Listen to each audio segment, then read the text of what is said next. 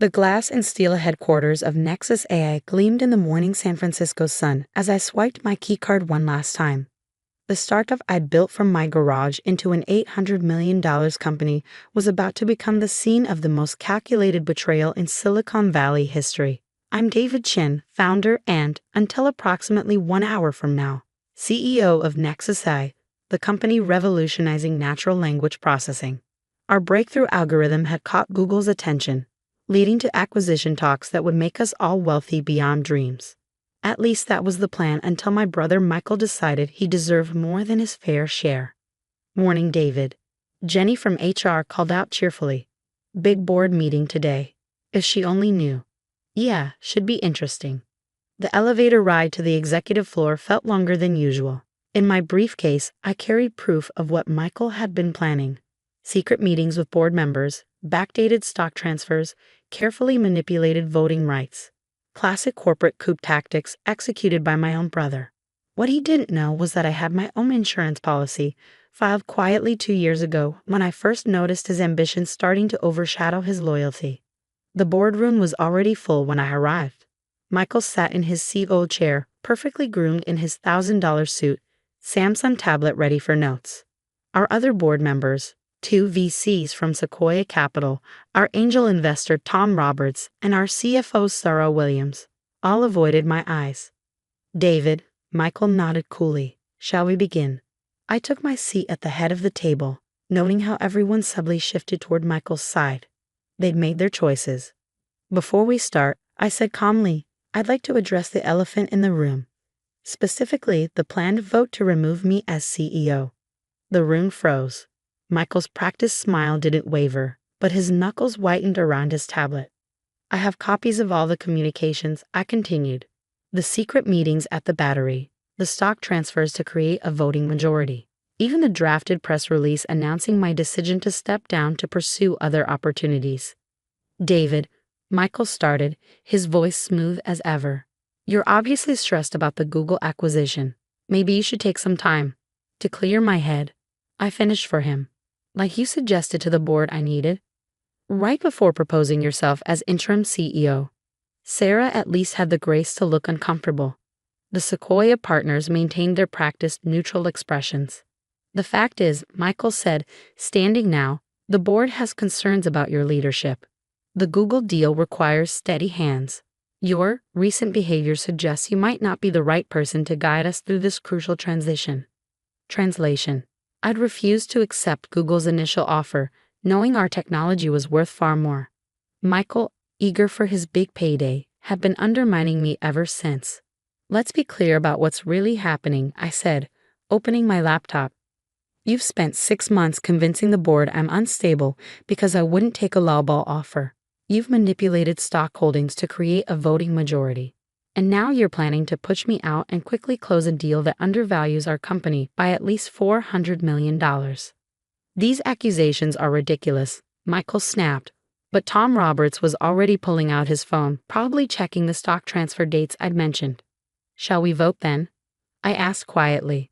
The next 15 minutes were corporate theater at its finest.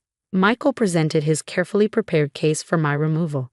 Concerns about my erratic leadership, fears about losing the Google deal, veiled suggestions about my mental state. The board listened, nodded, and voted exactly as he orchestrated. The motion carries, Michael announced, not quite hiding his triumph. David Chen is hereby removed as CEO of Nexus AI, effective immediately. I will assume the role of interim CEO to ensure a smooth transition and successful completion of the acquisition negotiations. I stood slowly, gathering my things. Congratulations, brother.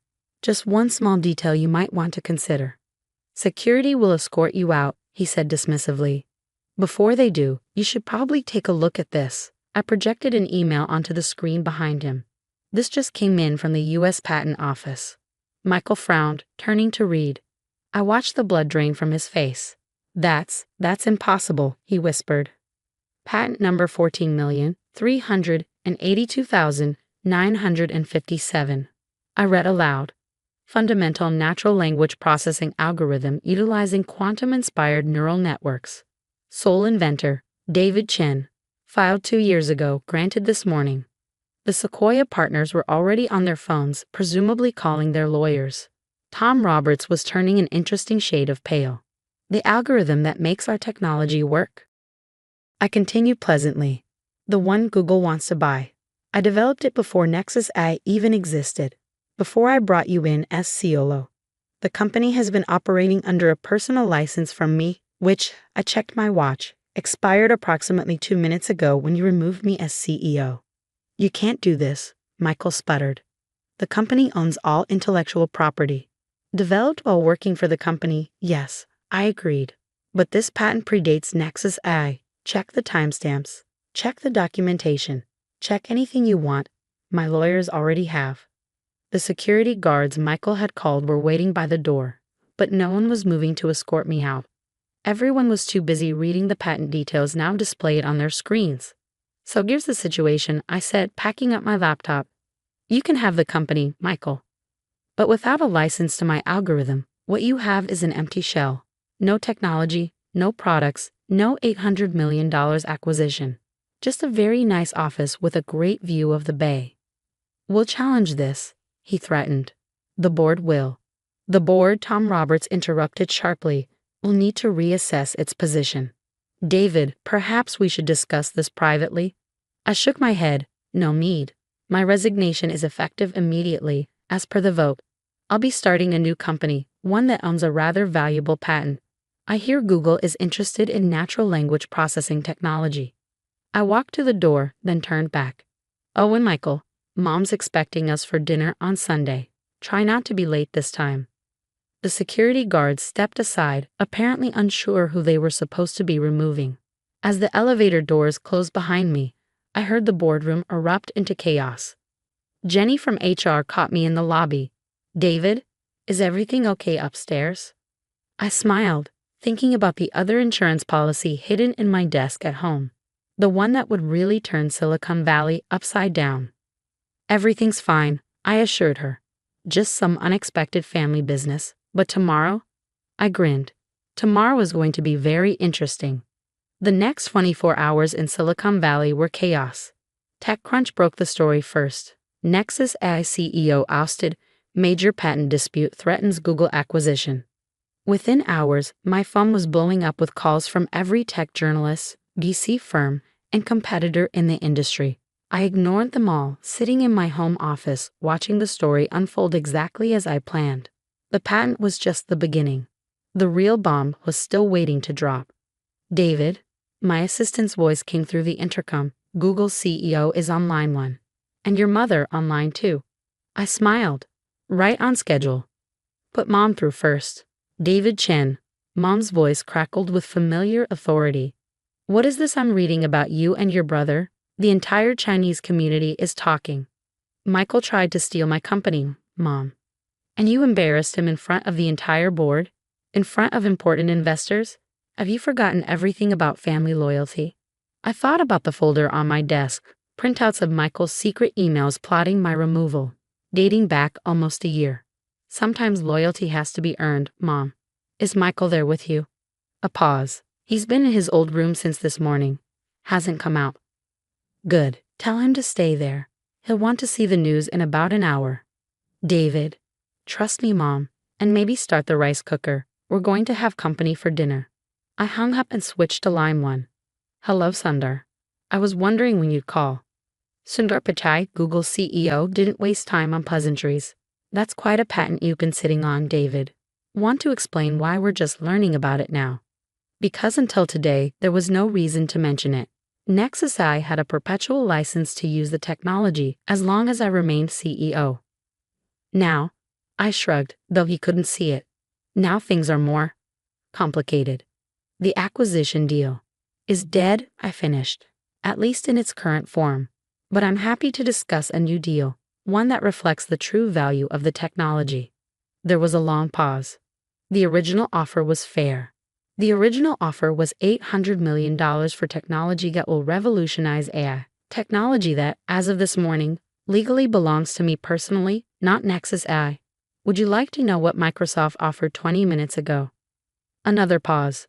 When can you be at our office? I can't. Family dinner tonight, but you're welcome to join us. My mother makes excellent dumplings. To his credit, Sundar caught on quickly. Text me the address. I'll bring wine. The next call was to Jenny from HR, who had already received offers from 3 headhunters. How would you like to be head of personnel at a new startup? One with actual ownership of its core technology. When do I start? By noon, I'd secured commitments from most of Nexus AI's key engineers. By 2, I had verbal offers from 5 major VC firms. But the real show was set for 3 o'clock, when the second part of my insurance policy would become public. Right on schedule, Bloomberg broke the story. Nexus AI's core technology built on open source code.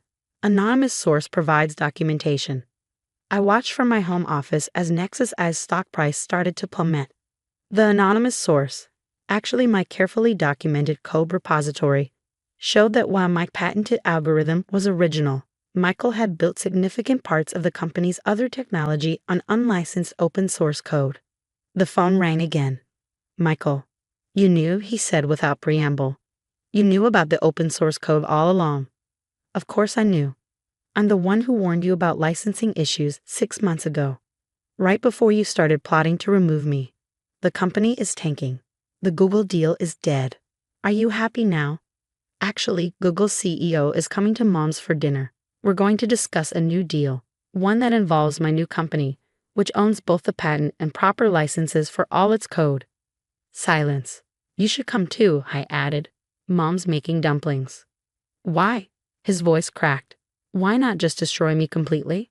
Because you're still my brother, and because Mom would never forgive me. 7 o'clock. Don't be late. The scene at our parents' house that evening was surreal. Mom's dining room table, where we eaten Sunday dinners our entire lives, now hosted the CEOs of Google and Microsoft, 3 prominent VCs, and our family's old lawyer Uncle Wei, who'd helped me file the patent 2 years ago. Michael arrived last, looking like he aged years in a day.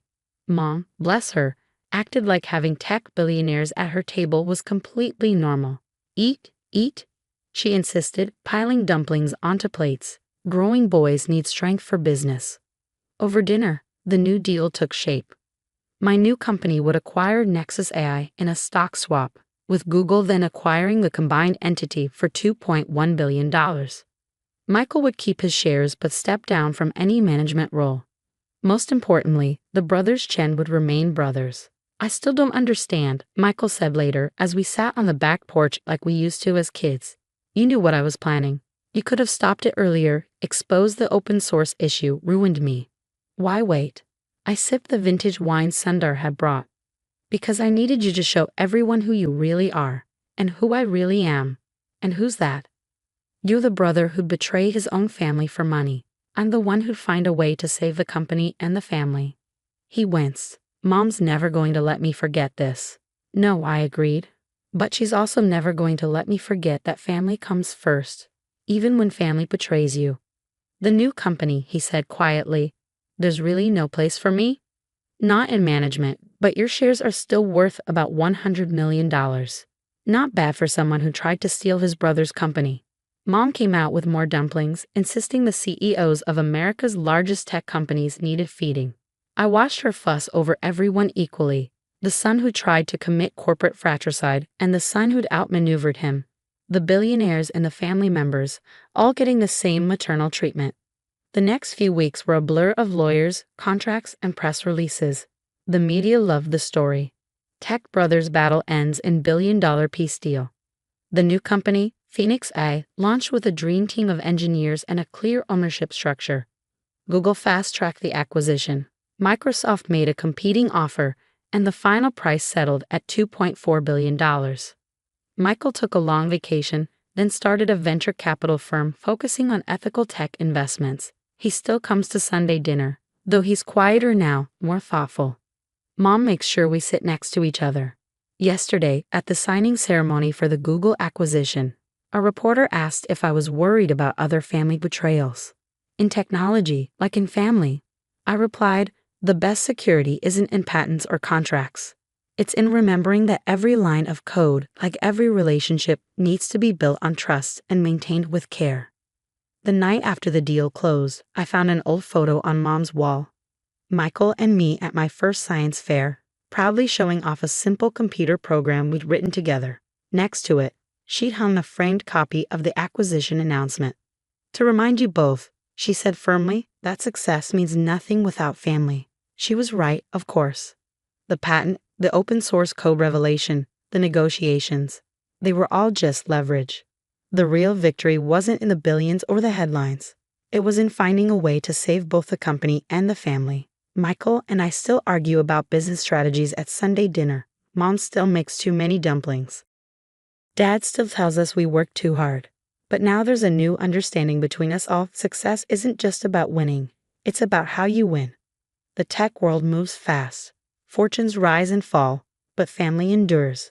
Sometimes it takes a betrayal to remind us of that truth, and sometimes it takes a brother's forgiveness to show us how to move forward. Today, Phoenix AI is revolutionizing artificial intelligence. Our technology is changing the world, and the Chen brothers are still having Sunday dinner at Mom's table. Different seats maybe, different perspectives certainly, but still family. As for me, I keep the patent framed in my office, next to that old science fair photo. A reminder that in business, as in family, the best victories are the ones that leave room for redemption.